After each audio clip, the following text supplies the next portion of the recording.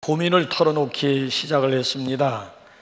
선생님, 저에게 오래된 고민이 하나 있습니다. 그건 방귀를 너무 자주 낀다는 사실입니다. 물론 그렇다고 해서 방귀에서 냄새가 나고 소리가 나는 것은 아닙니다.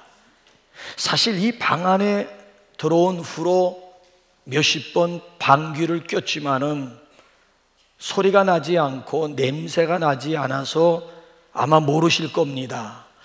어떻게 하면 이 방귀를 줄일 수가 있을까요? 자, 그 부인의 얘기를 듣고 의사가 처방전을 내려주었습니다. 이 약을 일주일 동안 복용하고 다시 와서 진찰받으시기 바랍니다 해서 이제 일주일 동안 열심히 약을 먹고 일주일 만에 의사를 찾아온 부인이 잔뜩 화가 났습니다. 아니, 선생님, 도대체 어떻게 된 일입니까? 선생님이 처방해 준 약을 먹은 후로부터는 제 방귀에서 지독한 냄새가 나기 시작을 했습니다. 물론 소리는 나지 않습니다. 그러자 의사가 씩 웃으면서 경과가 상당히 좋구만요. 이제 축농증 치료는 어느 정도 되었으니까 이제 귀치료부터 시작합시다. 그러니까 이 부인은 지금까지 지독한 축농증에다가 귀에 문제가 있는 여인이었습니다. 근데 정작 본인은 모른 거예요.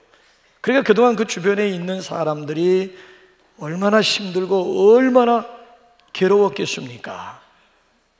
무엇보다 자기 자신을 안다라고 하는 것이 굉장히 중요한 일입니다. 자, 우리는 지금 몇 개월 동안 성경 말씀 속에서 우리의 정체성을 찾아가고 있습니다. 자, 오늘도 예외 없이 우리의 정체를 소개하는데 그리스도인의 또 다른 정체가 무엇일까요? 자, 우리 한번 17절 다시 한번 우리 확인 한번 해보실까요? 시작. 그런즉 누구든지 그리스도 안에 있으면 새로운 피조물이라. 이전 것은 지나갔으니 보라 새 것이 되었도다. 누구든지 새로운 피조물이라. 누구든지, 그 누구든지 속에는 저와 여러분들이 들어있다라고 하는 사실이에요. 저와 여러분은 새로운 피조물입니다. 자, 옆에 하는 분하고 인사할 때 당신은 새로운 피조물입니다. 한번 우리 인사를 또 한번 나눠볼까요? 자, 아시는 대로 기독교 교리에 있어서 가장 기본이 되는 교리는 창조론입니다. 하나님께서 천지를 창조하셨다. 여기서부터 이제 교리가 시작이 됩니다. 자, 이 창조 교리야말로 모든 무신론, 허무주의, 유일 또는 유물사관을 배격을 하게 됩니다.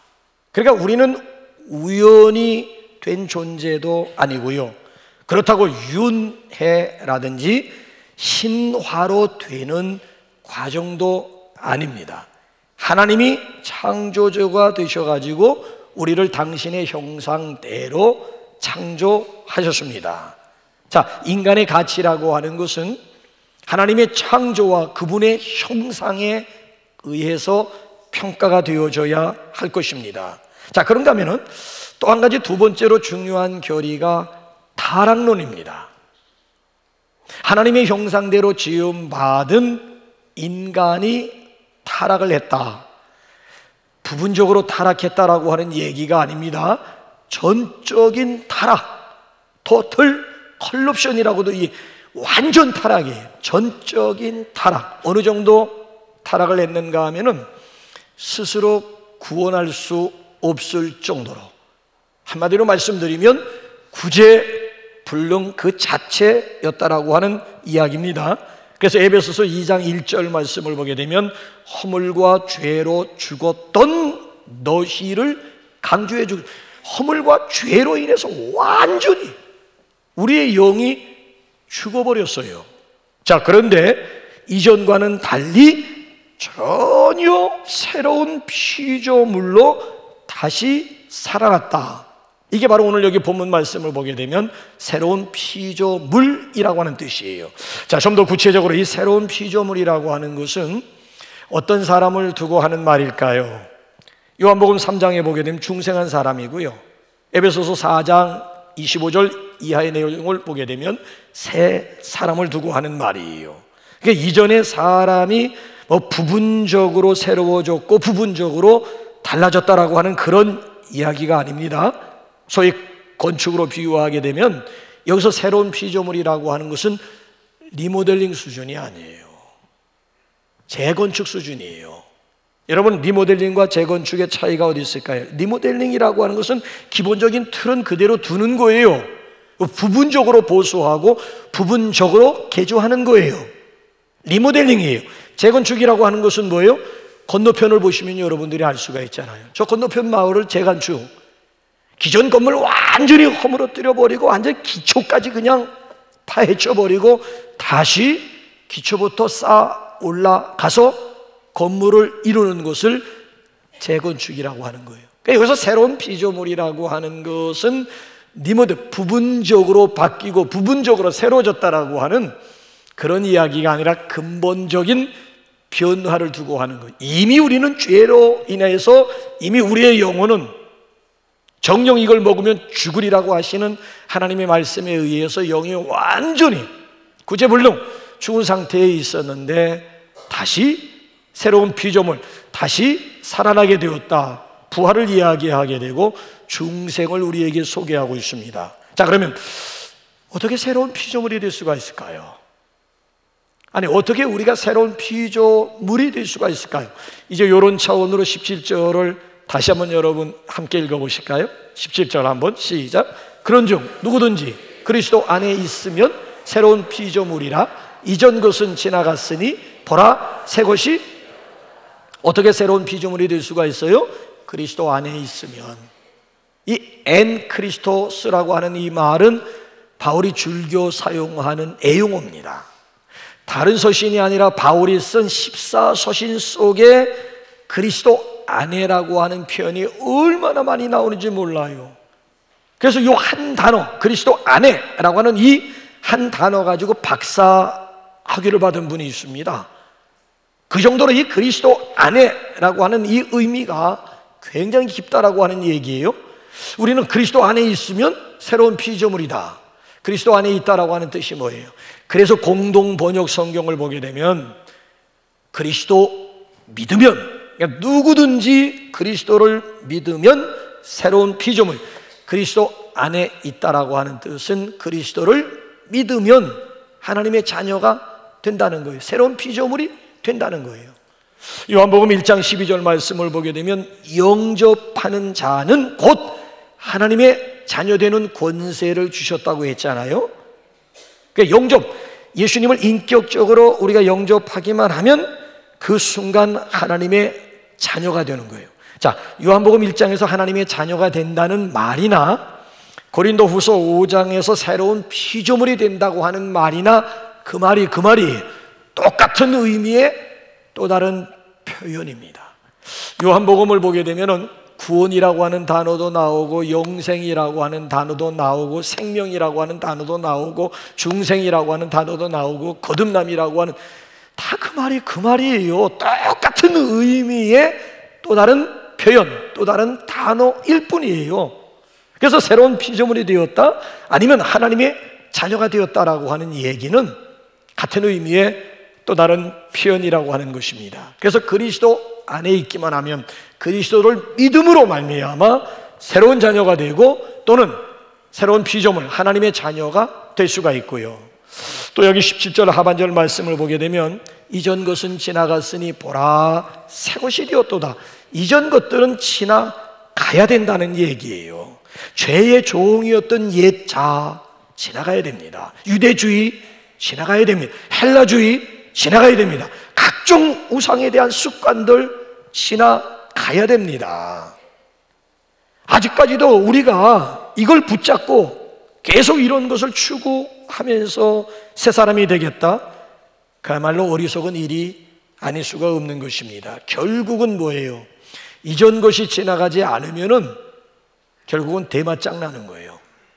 여러분, 데마가 바울의 신실한 동역자였습니다마는 생사고락을 함께하는 선교 현장에서 생사고락을 함께하는 동역자 중에 동역자였습니다마는 결국은 세상으로 갓버리고 만 사람의 대표가 데마라고 하는 사람 아니겠습니까? 그러니까 우리의 이 옛사람이라고 하는 것은 죽어야 된다는, 옛사람은 십자가에 못 박아야 된다는 얘기. 내가 주인이 되어 나를 다스렸던 옛자 십자가에 못 박아야 된다라고 하는 얘기예요. 자, 그러면 또 한 가지, 누가 오늘 새로운 피조물이 될 수가 있을까요? 자, 오늘 여기 17절 말씀 보게 되면 누구든지, 예외가 없다는 거예요. 제한도 없을 뿐만 아니라 구분이 없다는 거예요. 유대인이나 헬라인이나 누구든지, 종이나 자유인이나 누구든지, 남자나 여자나 누구든지, 애나 어른이나 구분할 것 없이 누구든지 새로운 피조물이 될 수가 있다라고 하는 얘기예요. 우리는요, 사람을 대할 때 지독한 편견 아니면 무서운 편견을 가지고 사람을 대할 때가 얼마나 많습니까? 그래, 과거에 질이 좋지 않은 사람은 앞으로도 질이 좋지 않다고 생각을 합니다. 자, 우리가 쓰는 이력서라고 하는 게 뭐예요? 그 사람의 과거 내용 아니겠습니까? 여러분, 이력서에다 나는 이런 사람이고, 아니 나는 이런 사람이 될 것이고, 나는 이런 비전을 가지고 있고, 나는 이런 일들을 하게 될 것이다 라고 하는 것을 이력서에다 쓰는 것 봤습니까? 없어요.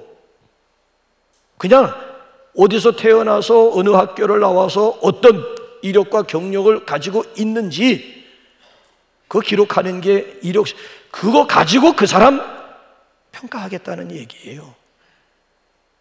그래서 과거의 질이 좋지 않은 사람은 앞으로도 질이 좋지 않을 것이다. 자, 이것이 소위 말하면 사회에서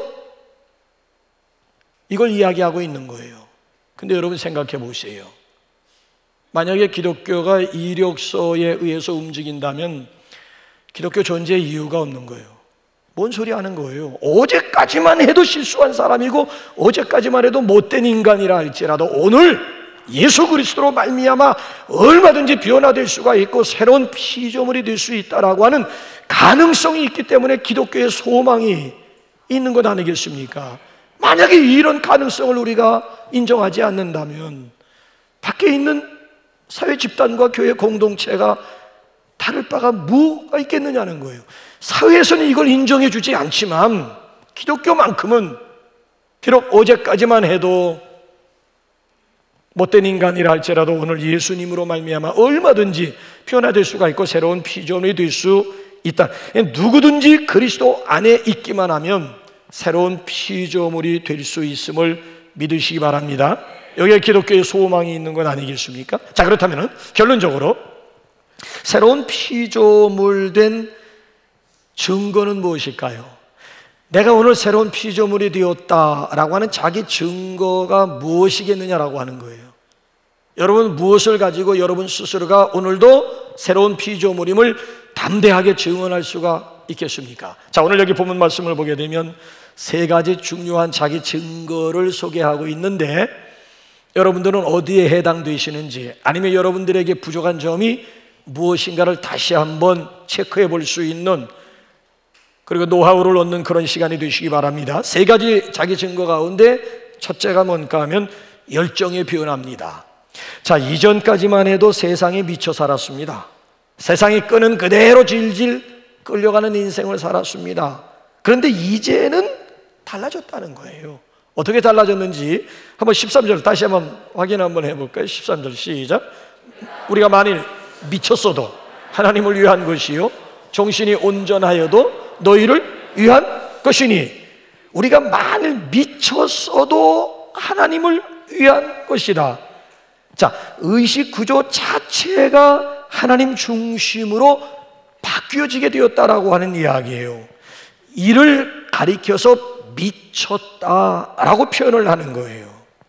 우리 여기 미국에 계신 분들이 두 분이나 오셨습니다마는, 세 분이 오셨습니다마는, 미국에서는 미식 축구가 굉장히 인기라고 하지 않습니까? 어느 지역, 어느 동네에서 미식 축구가 게임을 한다라고 하게 되면 감사 수십 명, 수백 명, 수천 명씩 모여든다고 하지 않습니까? 또 미국 사람들의 그 응원 열기라고 하는 것이 얼마나 대단합니까?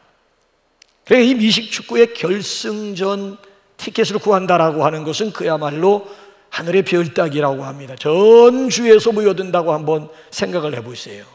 자, 어떤 사람이 결승전 티켓을 어렵게 한 장 구입을 했습니다. 그래서 주에서 주로 이동을 하면서 먼 거리를 장시간 동안 운전하면서 구장에 도착을 해보니까 이미 벌써 관객으로 그냥 꽉 차버리고 만 거 있죠.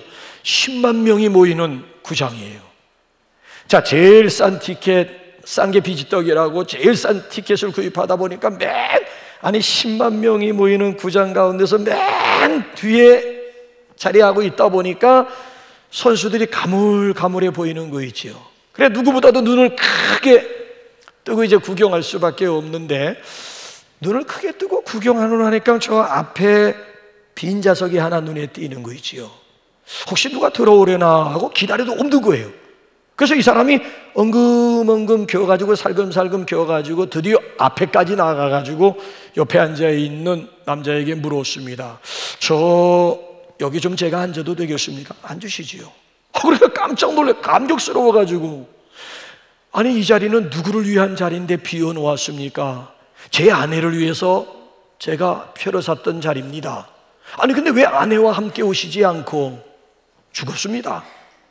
아니 그러면 친지들이라도 모시고 이 귀한 자리를 어떻게 그냥 공석으로 나눠둘 수가 있단 말입니까? 라고 했더니만, 우리 친척들 지금 다 장례식에 갔습니다 라고 대답하더라는 거예요. 오늘이 아내 장례식이에요. 그럼에도 불구하고 지금 그 미식 축구 결승전을 보겠다고 이 남자는 지금 여기 와 있는, 이 정도면 정말 미쳐도 보통 미친 게 아니지요. 제정신 가지고 여기 와 있을 수가 있게 미쳤으니까 여기 와 있는 거예요. 오늘도 취미에 미친 사람들도 많고요, 운동 경기에 미친 사람들 얼마나 많은지 몰라요. 여러분들은 무엇에 미쳐 오늘을 사십니까? 여러분 무엇에 미쳐 있습니까? 미안하지만은 제가 여러분들에게 한번 질문 하나 드려볼까요? 지금까지 여러분들 신앙의 짬밥수가 얼마나 되십니까? 그 오랜 세월 동안 믿음 생활하고 교회 생활하면서 여러분 가족이나 아니면 여러분 주변 친구들이나 지인들로부터 너 미쳤구나 이 소리 한번 들어보셨는지요? 내가 예수 믿으면서 누군가로부터 미쳤다라고 하는 말 한마디 들어보셨는지요? 이런 얘기 듣지도 못한 분들하고는 얘기 안 하렵니다. 여러분 그거 아십니까? 이 미쳤다라고 하는 것이요, 남들이 볼 때에는 딱해 보이는지 모르지만 정작 본인은 너무너무 행복하다라고 하는 사실을 아십니까? 제가 어렸을 때 너무 개구장이라서 언젠가도 말씀드렸습니다마는 우리 동네 밑동네에 그 미친 여자가 있었어요.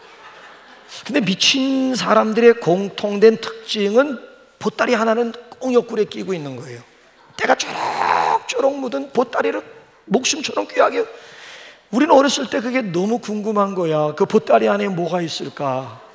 혹시 뭐 먹을 거라도 있을까? 뭐 돈이라도 있을까? 해가지고 개구장이들이 모여가지고 숨어 있다가 결국 그 보따리를 강제로 빼앗아서 열어보고 실망했다는 것 아닙니까? 그 보따리 안에 뭐 들어있는 줄 알아요? 참빗이라고 알아요? 참빗, 이빨 빠진 참빗. 옛날에 머리 빗는 그 참빗과 깨진 그 손거울, 온전한 거울도 아니야. 깨진 손거울에다가 머리 이빨 빠진 참빗, 그걸 꽁꽁 싸가지고, 근데 그거 하나 가지고 너무 행복해하는 거 있죠. 희죽희죽거리면 늘 하루 종일 보면 미친 여자의 특징이 늘 희죽거리면서. 아니 여러분, 미친 사람들이 고민하는 거 보셨어요? 아직까지도 내 삶 가운데, 내 마음 가운데 갈등이 존재한다라고 하는 얘기는 아직까지 덜 미쳤다라고 하는 얘기예요. 무엇 때문에 여러분 밤잠을 설치고 있습니까? 누군가로부터 좋지 않은 얘기 들었다는 거예요. 나를 도마 위에 올려놓았다는 거예요. 그 한마디로 인해 가지고 그걸 소화하지 못하고 밤새도록 곱씹으면서 이리 뒤척 저리 뒤척 하면서 잠을 설치는, 온전히 미쳐보세요. 남의 나라에 대해서 뭐라고 하든 말든 그 무슨 의미가 있고 무슨 소용이 있습니까? 아니, 개가 짖는다고 해서 기차가 멈추는 거 여러분 보았습니까? 짖으려면 짖어라. 이게 미친 사람의 공통된 특징이었다라고 하는 그런 이야기가 되는 거예요. 여러분, 사도행전 5장 말씀에 보게 되면 이런 말씀이 나옵니다. 능력 받는 일에 합당한 자로 여기심을 기뻐하면서 공회 앞을 떠났다. 예수님의 제자들의 모습이에요. 능지처참이 능력 받는 일에 합당한 자로 여기심을 기뻐하면서 공회 앞을 제자들이 떠났다. 예수님 때문에 능력 받는 거 당연하지 뭐. 예수님 때문에 매를 맞고 예수님 때문에 옥에 갇히는 것을 오히려 기뻐하면서, 당연하게 여긴다는 차원이 아니라 오히려 기뻐하면서 그 무시무시한 공회 법정을 떠나게. 왜? 예수에게 미쳤기 때문에 이게 가능한 이야기지. 예수님에게 미치지 못하면은 능력받는 일을 당연하게 생각하고 고난과 채찍질 당하는 것을 기뻐하면서 떠날 수가 있겠느냐라고 하는 이야기예요. 여러분, 이 미친 사람들에게는 문제될 것이 없다니까요. 여기 미쳤다라고 하는 얘기는 정신적으로 이상 생겼다라고 하는 얘기가 아니잖아요. 우리의 의식 구조가 바뀌어졌다라고 하는 얘기고, 주를 향한, 하나님을 향한 우리 속에 있는 이 열정이 불타오른다라고 하는 의미에서 미쳤다라고 표현을 하고 있는 거예요. 새로운 피조물이 되면서 하나님을 향해 이전 같지 않습니다. 여러분들의 열정은 어느 정도이십니까? 새로운 피조물 된 자기 증거 어느 정도이십니까? 이전보다 더욱 사랑합니다. 이것이 바로 저와 여러분들의 소원이요 기도의 제목이 되어야 할 줄로 믿습니다. 이전보다는, 새로운 피조물이 되었으면 이전보다는 뭔가 더욱 우리 주님을 사랑할 수 있는 마음, 우리의 의식 구조 자체가 여호와 하나님을 위한 것으로 바뀌어지게 되어야 할 줄로 믿습니다. 자, 그런가 하면은 첫 번째는 여기 열정의 변화가 자기신 거고요, 두 번째로는 목적의 변화입니다. 자, 우리 한번 15절로, 13절이 아니라 15절로 넘어가 보실까요? 시작. 그가 모든 사람을 대신하여 죽으심은 살아있는 자들로 하여금 다시는 그들 자신을 위하여 살지 않고 오직 그들을 대신하여 죽었다가 다시 살아나신 이를 위하여 살게 하려 함이라. 첫 번째는 미쳤다라고 하는 단어였어요. 자, 여기서는 두 번 반복되는 단어가 뭐예요? 위하여. 주목해야 될 것은 위하여. 여기서 중요한 단어는 위하여. 자, 예수님이 십자가에 죽으신 이유가 뭘까요? 우리는 지금까지 초등학생 수준의 대답을 가지고 있습니다. 예수님 십자가에서 죽으신 이유가 뭡니까? 나를 구원하기 위해서예요. 맞는 얘기예요. 근데 여러분, 예수님이 십자가에서 죽으신 이유가 단순히 나를 죄악 가운데서 구원하시기 위해서만이었을까요? 아니요. 그 소극적인 그런 이유보다도 좀 더 적극적인 이유를 15절에서 설명하고 있는데, 그 단어가 놀라운 거. 더 이상 다시는 더 이상 자기 자신을 위하여 살지 않고, 이제는 다시는 자기 자신을 위하여 살지 않고 나를 대신하여 죽었다가 다시 살아나신 그분을 위하여 살도록 하시기 위해서, 예수님 당신을 위해 살도록 하기 위해서 예수님께서 고귀한 피를 흘려주셨고 나를 대신해서 십자가상에서 돌아가 주셨다라고 하는 그런 내용이 되는 거예요. 다시 말씀드리면, 자신을 위하여 살던 자가 이제는 주님을 위하여 살고, 자신이 목적이 되었던 삶에서 이제는 주님이 목적이 된 삶을 살도록 하시기 위해서 예수님께서 십자가에 돌아가 주셨다라고 하는 이야기예요. 그러니까 목적과 주인과 중심이 완전히 달라지게 되었다는 거예요. 우리는 흔히 이런 착각들을 많이 하지 않습니까? 목적은 자기 자신에게 두고 방법을 바꾼 정도를 새로운 피조물로 오해를 하고 착각을 하는 경우가 많아요. 제가 쉽게 예를 한번 들어본다면은, 자, 목적은 자기 자신, 복 받는 게 목적이야. 복 받는 게 목적이야. 오로지 그냥 복 받는 게 목적이에요. 자, 이런 목적 가지고 맨 처음에 찾아간 것이 무당 찾아갔습니다. 복 받기 위해서예요. 복 받기 위해서. 무당을 한동안 계속 무당을 찾아가는데 이게 아닌가 봐. 그래서 이번엔 절간을 찾아갔습니다. 열심히 막 불공을 드리고 막 저 북한산 계곡마다 다 절간 있잖아요. 그 뜨거운 여름철에도 저는 등산하기 위해서 올라갑니다마는 절간 찾아가기 위해서, 공드리기 위해서, 빌기 위해서 절간 찾는 분들이 얼마나 열심히 몇 년 동안 절간 찾아갔는데 여기도 아닌가 봐. 똑같은 복 받고자 하는 마음 가지고 이번엔 동네 한가운데 있는 철학관을 찾아갔습니다. 철학관. 열심히 그냥 제 집 드나들듯이 철학관을 드나들면서 여기도 아닌가 봐. 그래가지고 각종 우상들을 섬기다가 맨 마지막에 교회나 가볼까. 목적은 뭐예요? 자기에게 목적이 있는 복 받고자 하는 그런 목적만 가지고 여길 찾아온 거예요. 여기서 열심히 믿음 생활하는데 목적은 뭐예요? 나를 위한 목적? 그 목적은 뭐예요? 복을 받고자 하는 목적. 몇 년 동안 열심히 믿음 생활을 했는데도 내 목적, 내가 원하는 바가 채워지지 않으면 결국은 대맞짱 나는 경우가 많아요.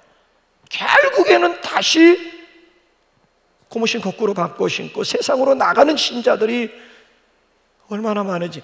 목적이 바뀌어져요. 비록 그런 목적 가지고 이 자리에 왔다 할지라도 믿음 생활하면서 그리스도 안에서 목적이 나를 위한 목적에서 주님을 위한 목적, 나를 위해 살던 사람이 이제는 나를 위해서 대신 죽어주신 그분을 위한 삶으로 이 목적 자체가 바뀌어져야 함에도 불구하고 바뀌어지지 않게 되면 결정적인 순간에 결국 다시 세상으로 나가볼 수밖에 없다라고 하는 이야기예요.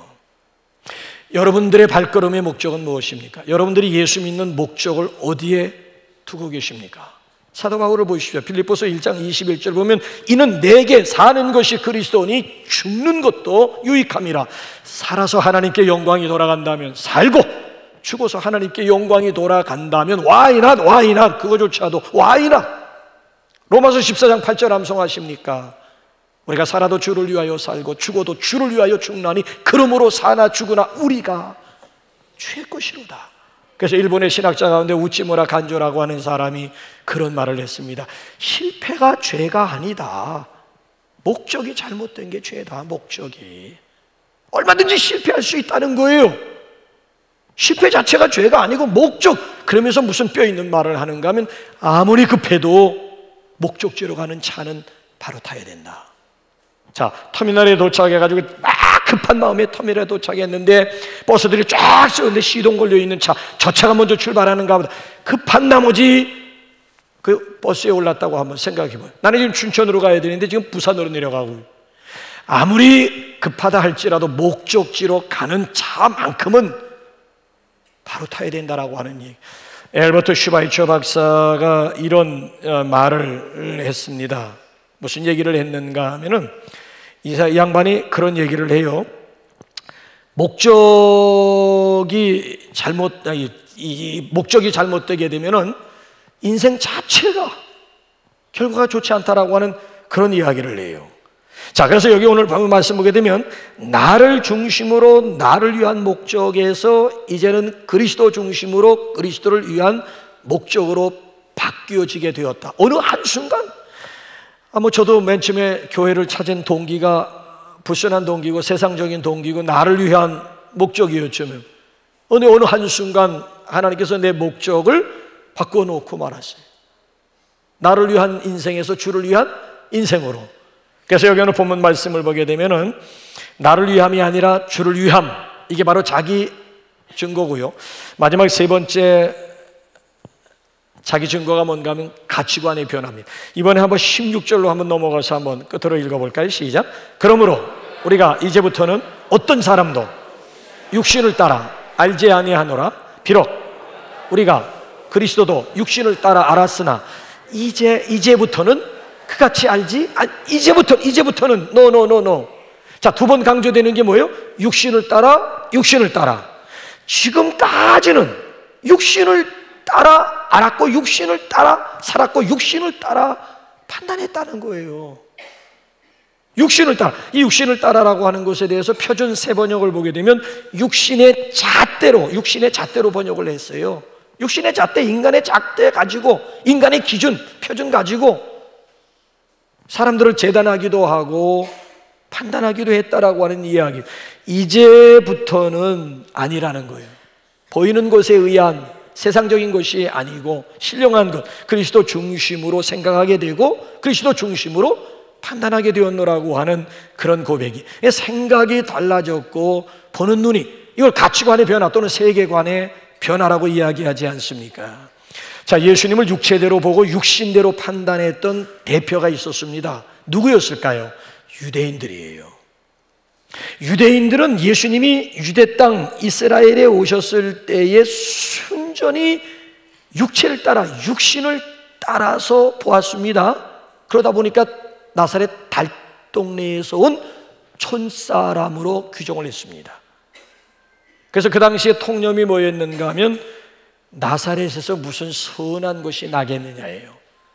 우리가 메시아를 만났다, 그리스도를 만났다 했더니만 나사렛에서 뭔 선한 것이 나겠어. 이게 그 당시 유대인들의 공통된 생각, 예수님을 아주 우습게 보는데 갈릴리 나사렛 달동네 출신 촌뜨기 촌사람으로.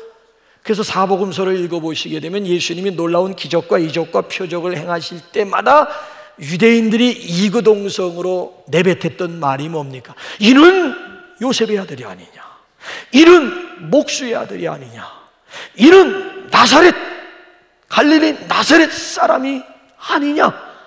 이거 조롱하는, 아주 업수히 여기는 말의 대표였다라고 하는 얘기예요. 사도 바울도 그 중에 한 사람이었어. 사도 바울도 그 중에 한 사람이었다라고 하는 얘기예요. 근데 다메섹 도상에서 부활하신 예수 그리스도를 만나고 난 다음에는 완전히 그의 인생의 목적만이 아니고 가치관이 완전히 달라지게 되었다라고 하는 얘기예요. 어느 정도 달라졌는 줄 아십니까? 내가 그리스도를 본삼는 사람같이 너희는 나를 본삼는 사람이 되라. 좌우지간 얼마나 인생이 자체가 아주 180도 변했는지.